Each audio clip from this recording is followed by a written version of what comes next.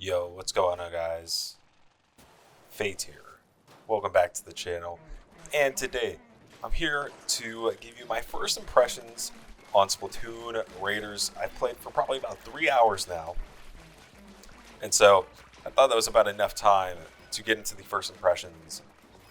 And I'll start off by saying, I've been impressed. My impressions are that I'm impressed, okay? Um, it's pretty much exactly, I think, what I thought it would be, and it's kind of delivering on those expectations to the highest level that I thought it could so far, if that makes sense. It's pretty much exactly what I would want from a Salmon Run single player experience so far. It's Salmon Run distilled down into a looter shooter, and it's even more hectic than Salmon Run gets with all four people. And that's just solo. I haven't played any multiplayer yet, so it's just been awesome how crazy it gets so quickly. I mean, it's just exactly what I want. So let me talk first about how the general game feels. I mean, it still looks a lot like Splatoon, but I think you'll see from the gameplay I'm showing, there really is a lot going on, man. There really is. And so, yeah, it definitely should be a Switch 2 exclusive. Don't be deluded by that at all. And it looks really nice. It also feels really good. The vibration when you go into the ink, beautiful, love it. And yeah, it looks really good on a baseline level. In terms of the feel, it feels like Splatoon. So I don't think there's any surprise there. Still continues to feel amazing. So I think the main draw here to talk about really, because the look of the game and how it feels, I think we knew it was going to be good in those two departments, right? And so when you look about like what is going to make this unique, it's the enemies that you're going to see, and then it's all the different builds you can make with all the loot that you gather, right? And let's talk about the enemies first. I'm not too far in. It's really mostly been enemies that you'd already have seen in Salmon Run if you've played that in Splatoon 3 and 2. But I will say, I feel like the way that they're already designing the each level, it feels like the bosses are being placed in a specific way to really make you have to kind of problem solve on the fly in a way that the different waves in normal Salmon Run can't. In the way that when you get into a level and then it gets the one with the stingray super far away, immediately you pretty much have to go get that kind of thing because it's a big problem. But there's also a horde in between you and that, and it really makes you try to problem solve that early on. And so, yeah, I haven't seen a lot of new enemies. I think I've only seen the one, and then a couple different boss enemies of normal Salmon bosses. But I will say, I think the way that they've made you problem solve on the fly with those bosses that we already know has been very, very nice so far. And I expect that I will continue to see several new enemies and, of course, the upgraded versions of the bosses that already exist. So I'm not particularly worried in that department. And then next up, and I think this is really the biggest thing here, is all the different builds that you can do, right? I mean, this is basically the RPG on top of the specific single player gameplay, and that's really, really nice. It just really, really is. So far, I'd say, because how the game works is you have these three protagonists that basically influence the players what is it, technical, and power, and I'd say each of those really do influence the way that you're going to approach each combat encounter, see the different gadgets that are exclusive to each character.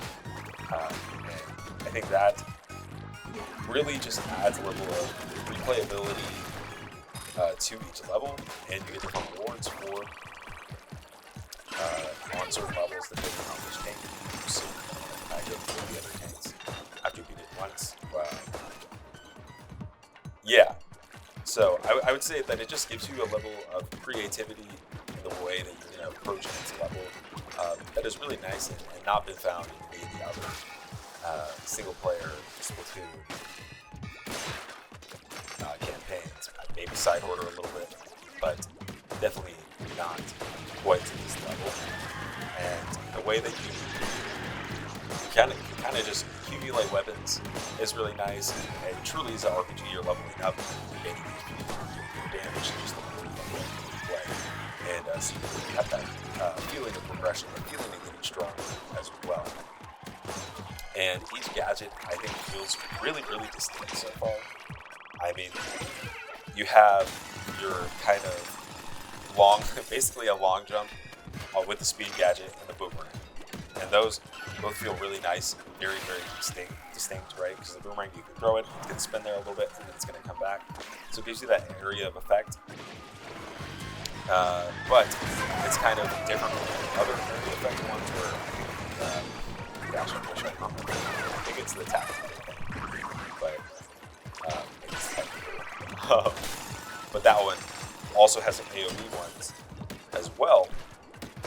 But it has some that one that's basically a trip line, and basically the way that works is really different than the way the boomerang works, and then you have the balloons that you can kind of connect to each other and explode, kind of the way that a bubble blower works in 2. Yeah, so I think that they've done a wonderful job making all the gadgets feel really unique, and the different level types. I guess we can touch on that as well. You can have the one that you're seeing on screen here, where it's like, okay, you gotta collect as many power eggs as you can, so you can get the big treasure over this bigger environment. And then you have the other one where you have to collect a certain amount of power eggs on each level within a certain amount of time, and then when you get to the last sub level, you have to defeat a boss. And then there's also another one where you basically just have set points that you can go big treasure at. And those are, I believe, really the only 3 that I've seen. I guess there is one-offs where it's kind of like each sub-level where you have to collect a certain amount of power eggs, but it works a little bit different, but it's not like bosses, it's more like a rush of just like a straight forward. At least that's what I've experienced so far. So I would say they're all going to feel pretty similar, but I think they do a good job of just switching up the exact enough to just keep it fresh. Just keep it fresh. So I would say that's pretty good so far as well. So yeah, I've been really impressed. I think all the builds that you made, they all feel very distinct, which is really important. Obviously, you have a ton of variety with all the different weapons that you can use, and yeah, it basically just gives you a lot of, which I think, sometimes in certain games, specific series, that's used as a universal good, universal truth, and that's not always true, but I do think it's true here. That just giving you all these different things to kind of just explore how they work together is really fun, and it gives you a ton of reasons to go back in, get more loot, upgrade that stuff. Yeah, it's just, this is a genre that I think we all understand how it works, and yeah, it works for a reason. It's good. So let me just get one complaint here out of the way before I get out of here. I'll just say that so far, every environment has not felt particularly distinct or memorable. And I'm in the early game, so it's all mostly still going to be the same kind of biome. So I guess that's not that surprising. But I just wish that some of the stuff was a little bit more unique and memorable. Because even here, as I'm going through the different sub-levels, they do just kind of feel like they're just like floating areas in space in the same way that like the side order levels do. So that's probably my biggest complaint so far. Not a very large complaint, to be honest. Not going to really change how I'm thinking about it while I play. It's just not going to be as memorable as maybe it could be, and leave a lasting impact as it could be if it had that stuff. But yeah, that's a pretty, I would say, nitpicky complaint. So I'm very, very impressed so far. Like the video if you like it, subscribe for more. Catch you guys next time.